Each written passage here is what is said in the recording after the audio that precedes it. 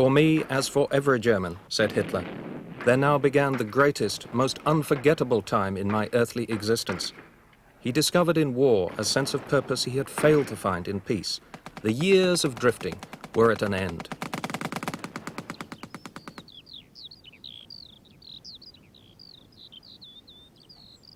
When his unit arrived here in the fields of Flanders, he had no doubt that Germany would win a great victory and that his destiny was to take part in it.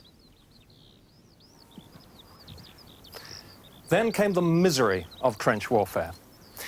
Here in this group of dugouts and trenches near the town of Ypres, Hitler spent days on end, knee-deep in the mud, while enemy artillery pounded the German line.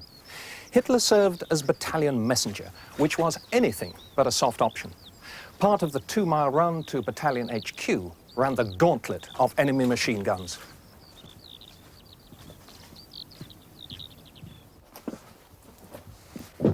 From one of these covered trenches, Hitler wrote to a friend, "I've been risking my life every day, looking death straight in the eye." His commanders tended to agree. Hitler's bravery won him the Iron Cross twice. On one occasion, he captured 4 French soldiers single-handed. The day he received his first Iron Cross was, he said, "the happiest day of my life." Fighting opposite Hitler during the last German offensive in 1918 was the future British Prime Minister Anthony Eden. Later, in the 1930s, the two men reminisced together. I remarked to Hitler that this was nearly the anniversary of the 21st of March, 1918, when the Germans broke through the Fifth Army and very nearly got to the Channel ports. And he said, "Were you in that battle?" So I said, "Yes." And he said, "So was I." Became very eager and talked all about it. And we discovered that we were virtually opposite each other. And on the back of the menu card, we drew our lines. He drew his side of the line, I drew mine, with his signature at the bottom on the other side. And let me tell you, the corporal knew a great deal about that line and where everybody was, much more than I think an average corporal would be expected to know. Until almost the last moment of the war, Hitler kept his faith in a glorious German victory. But in the autumn of 1918, his world collapsed around him. A gas attack left him blind for several weeks. Then came the even greater shock of the German surrender. Defeat was followed by a humiliating peace at Versailles. The injustice of Versailles rankled with most Germans for the next 20 years. Unable to accept that the German army had lost the war, Hitler convinced himself that the soldiers had been stabbed in the back by communist revolutionaries and parliamentary politicians. This is a contemporary poster. The stab in the back, he believed, was part of a great Jewish conspiracy. The Jews, the oldest scapegoats in European history, became in Hitler's embittered imagination the scapegoats for Germany's humiliation. The filthy Jewish rabble, he declared, drove our people into the dreadful calamity of 1918. Hitler's obsession with that calamity propelled him into politics. Well, I think there are many situations in human history where people are in trouble and despair following a defeat, following upheaval, and somehow or other it lacks somebody to pull it together. And that was the case in 1918 in Germany. But I think that Hitler, one could perfectly well see, might well have gone to his death as just a crank who nobody took seriously, who was a bore in a bar. But the situation was there, and for once the situation didn't produce but found a man who could take command of it. Suddenly, Hitler discovered the greatest talent he possessed, the gift of public speaking.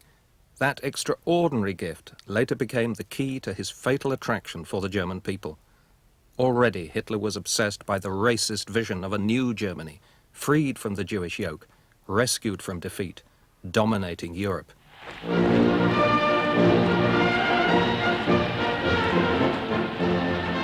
He joined a small group of fanatical nationalists in Munich.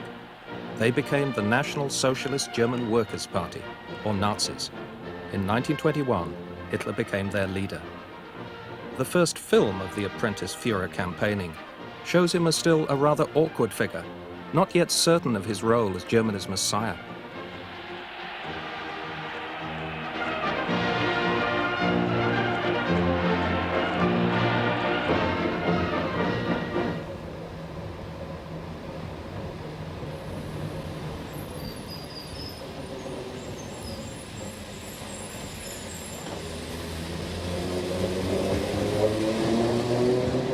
In 1923, Hitler felt strong enough to try and seize power in Munich. Emil Klein, the only stormtrooper still alive who marched with Hitler, now retraces their steps.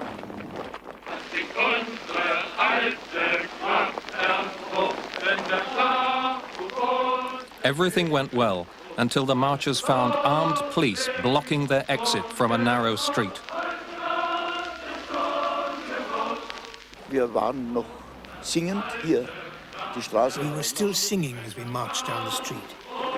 And suddenly, we heard shots being fired ahead of us. Der Zug hielt, wir waren sprachlos. The procession stopped. Fanden keine Erklärung. We were speechless and couldn't explain what had happened, until word came from the front of the march saying that Hitler was dead. Ich sah Männer, I saw men with tears in their eyes, Tränen in den Augen hatten. and I myself was very Ich moved selber too, war sehr bewegt. and had great difficulty keeping myself under control. Zusammenreißen. Though Hitler in fact survived the hail of bullets, he was arrested and locked in a cell at Landsberg prison. At first he was so depressed he refused to eat. Then his confidence returned as he discovered that the failed uprising had made him a local hero. At the trial, Hitler rounded on his accusers. He told the judges who gave him a prison sentence, "History will tear to tatters the verdict of this court." After the propaganda triumph at his trial, Hitler set out to write the Bible of National Socialism. He dictated much of the text here in his cell to his faithful follower, Rudolf Hess. On Saturday evenings, the other prisoners sat around as Hitler read out the completed chapters to them. The book as a whole dwells on the great obsessions which had come to dominate Hitler's political thought: the Jews, racism, living space for the German people, the evils of communism and parliamentary democracy. But it also includes Hitler's views on a variety of other topics, ranging from boxing to syphilis. Though Hitler was a great speaker, he was an indifferent writer. The amazing appeal Hitler was later to exercise was based not on the turgid prose of Mein Kampf, but on his mastery of the spoken word. After prison, the leader, or Führer as he now called himself, had a new political strategy. Instead of planning another coup, he aimed to win power at the polls. Hitler's obsession with the Jews and living space in Eastern Europe could never have given him mass support. What was to win him millions of votes was instead his vision of a great national revival.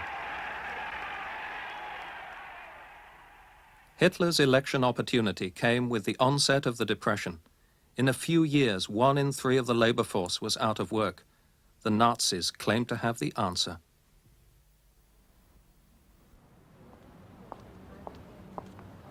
Ilse Wendel was a church social worker during the Depression among the unemployed in the Berlin slums. By 1932, German industrial production had fallen by almost half. Among the unemployed in these slums, she found a pervading sense of hopelessness about the future.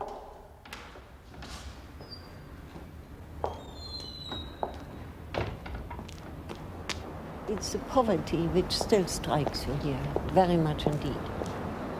You can see how destructed the walls are, you can see it there. The houses were so near to each other that the women talked to each other from the windows. What I do miss are children. When I came here, there were many children playing around, dozens of them. The despair